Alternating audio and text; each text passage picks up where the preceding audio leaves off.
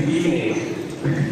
So before I begin, I'd like to remind everyone, my sister's sitting over here with her friends, and they promised me to save up some courtesy laughs in case my jokes weren't funny. And I hope everyone follows their lead. Thank you.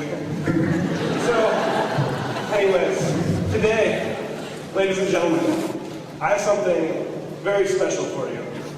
I will present to you in just one moment a process created by none other than the magnificent Albert Strasser. Let's give him a warm round of applause.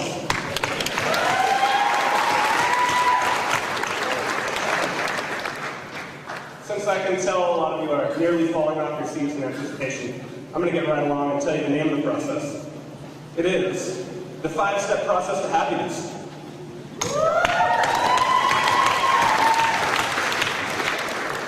This process, which took me hours, if not days, to design, applies to literally every one of you out there. Applies to literally every human being on the face of the earth.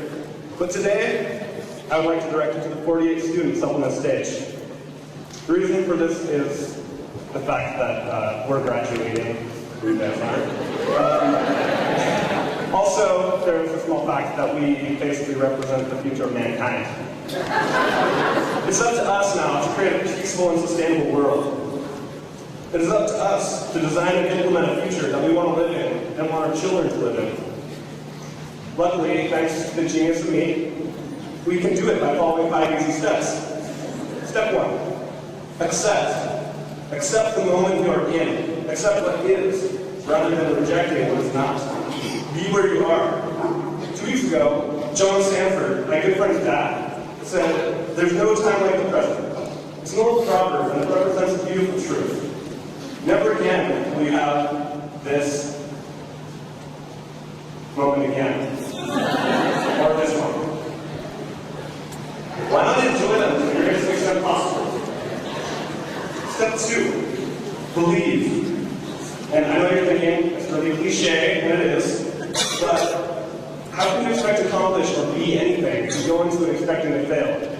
Now, I've played baseball since I was 7, and I've been a catcher since I was 10. My place is behind the plate. I live back there. But my junior year of high school ball, my coach, Warren, he came up and he made some joke about astronomy, and then asked if I wanted to get a pitching try. And I said, sure, why not, you know? I didn't see any reason not to. But I didn't believe that I would be a good pitcher. I didn't think I would do well. And Jordan, how did I do? You did pretty well. Well, wrong answer. You did awesome. Well, he's being that. I did pretty poorly. I could pitch a strike to save my life. It didn't go so well. I don't think I pitched a single game. But on the bright side, my senior year, my coach came up again and asked if I wanted to do pitching a try. And I said, sure, why not? But this time I tackled it with a new mentality. I tricked my mind into believing that I could be a great pitcher. I tricked it into thinking I had talent to pitch. And Jordan, did I do it better? You did a lot better. I was never going to show up, but whatever, Rich was going to want to. But I did all right. I could pitch suddenly because I allowed myself to believe. Now,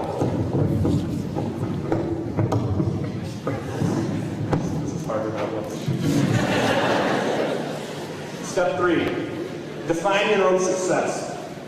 Throughout our lives, people have tried to tell us what they believe is success.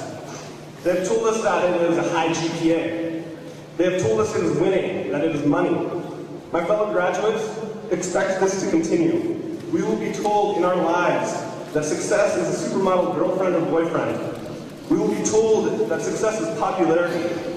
These supposed successes are promoted and defined by an outside source. They are not your own.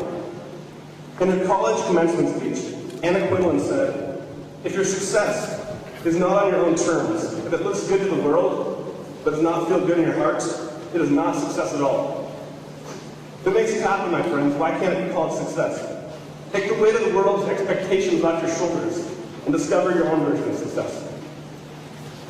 Step 4, smile. Now, this sounds silly, childish, trivial, all at the same time. I'm aware of this. But to me, a smile is the epitome of optimism.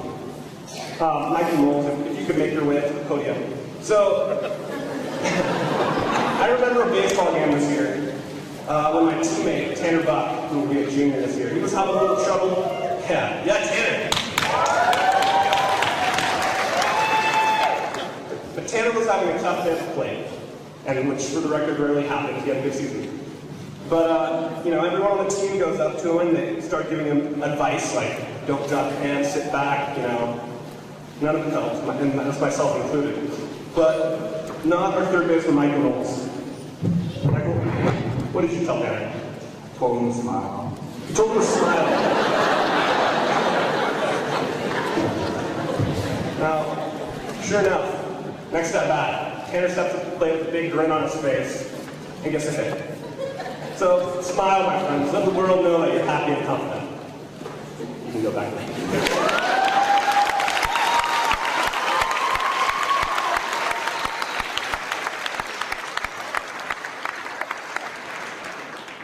And step 5.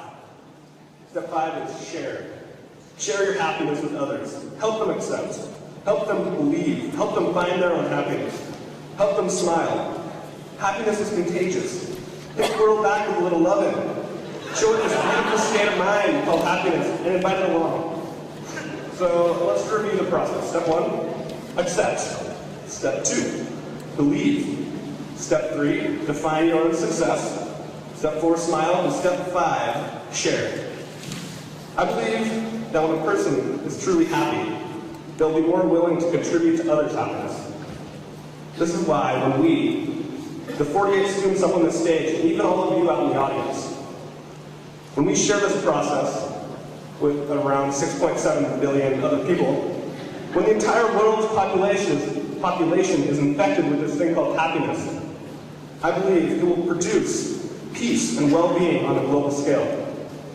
Bertrand Russell, a 20th century philosopher, once wrote, "The good life, as I conceive it, is the happy life."